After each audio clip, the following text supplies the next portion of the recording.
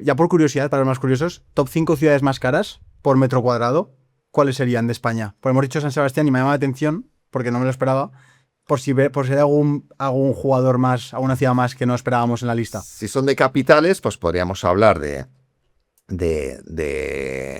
San Sebastián, de Madrid, de Barcelona, de Bilbao, de Málaga, en ese grupo. ¿En ese orden irían? Sí, más o menos he intentado decirlos en el orden. O sea, San Sebastián es la primera, ¿eh? La primera es desde hace muchísimo tiempo.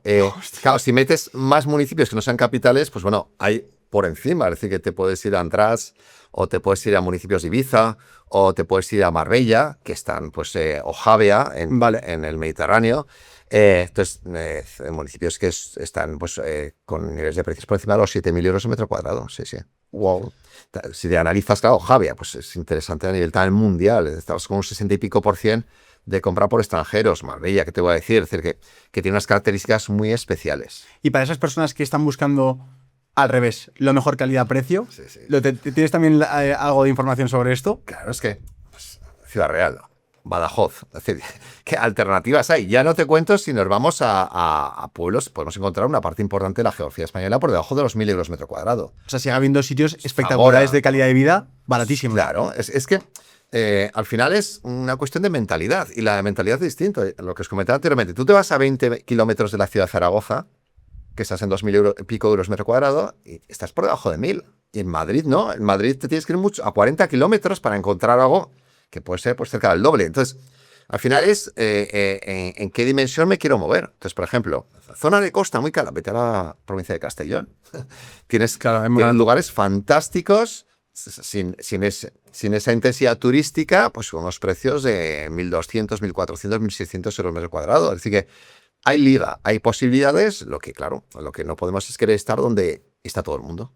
Bueno, encima ahora con este auge del teletrabajo, que cada vez hay más profesiones que son a distancia, sí. Yo creo que está pasando eso, que la gente se va más hacia el extrarradio, incluso los pueblos se han puesto tan de moda, es la nueva actividad turística. Te vas al pueblo, reformas la casa y ahí tienes tus vacaciones. Es que donde están las oportunidades de inversión es ahí. Es decir, que si no vamos a dejar de crecer alrededor de 500.000 de habitantes, y en estos sitios tan demandados y caros no hay capacidad productiva de atender, al final, ¿dónde se va la gente?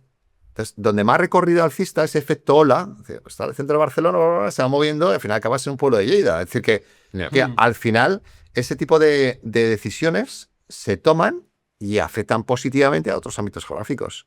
Claro. Lo que ocurre, porque pensaríamos, bueno, la oportunidad de la España vaciada, ¿no? Es decir, ahora por fin la gente se va a ir a los pueblos. Pero claro, en los pueblos lo que falta es vivienda habitable. Hay vivienda, pero...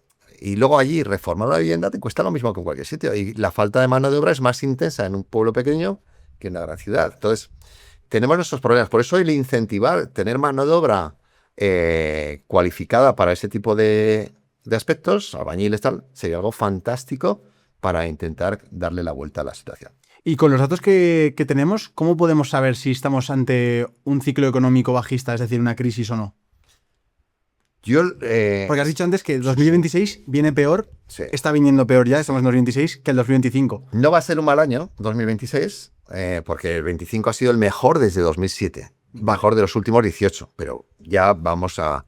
¿Por qué? Por la intensidad del precio, lógicamente, ¿no? Entonces, yo aquí siempre, la lectura del mercado que hago es, no fijémonos en el precio, todo el mundo se fija el precio. Precio de oferta antes del precio de oferta, el número de compraventas.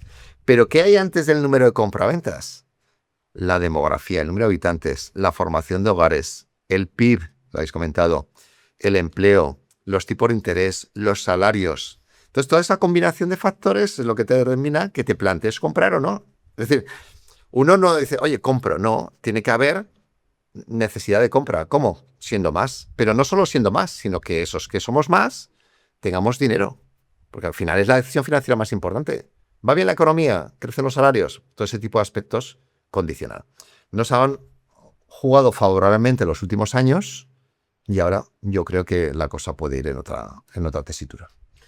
Tú que tienes hijos y también tienes alumnos que es gente joven, cuando les ves ese brillo en los ojos de que quieren prosperar económicamente, que quieren tener una vida más libre, ¿qué les recomiendas? Ya no hablo de invertir, ya no hablo de cómo gestionar el dinero, sino ¿qué les recomiendas a nivel de vida? Estudiar, emprender, trabajar. ¿Irse de España? Bueno, no. Yo fomento Ya no solo que no se vayan de España, porque me parece que la gente buena tiene que quedarse. Y yo intento que se queden donde estamos, ¿no? Porque hay que contribuir al PIB de donde estamos, ¿no? Si no, no podemos tener. Entonces, que eso es llamativo, porque yo escucho gente, no, ahí tenéis el mundo abierto. Hombre, sí, efectivamente, uno tiene la libertad de tomar la decisión de ir donde quiera, pero hombre, sí podemos estar contribuyendo pues, haciendo crecer económicamente la zona en la que estamos, pues mejor, ¿no? Entonces, a mí me encanta cuando alguien me viene y me hace ese planteamiento, porque yo lo que intento es animarle, y decirle, oye, hay oportunidades. Al margen de lo que te digan, las condiciones que hay, pues bueno, la situación puede que no sea favorable, pero hay aspectos que juegan positivamente. Hemos visto algunos de ellos en la conversación que estamos teniendo y hay que intentar, pues bueno, formarse, tener un adecuado conocimiento y una lectura del mercado y compaginar eso con lo más práctico posible en la vida. Es decir, yo he intentado ser mejor analista teniendo experiencias inmobiliarias constantemente. Yo he fomentado comprar, vender, alquilar, he hecho de todo en el sector inmobiliario. Pero gracias a eso me siento más conocedor de una realidad teórica. Bien, y eso es lo que hay que intentar en cada ámbito de la vida, porque a veces se fomenta mucho el tema de los estudios, pero bueno, ese estudio tiene que ir acompañado de una experiencia vital práctica de las cosas. Cuanto más experimente, personalmente, la situación es mejor. Totalmente, estoy totalmente de acuerdo.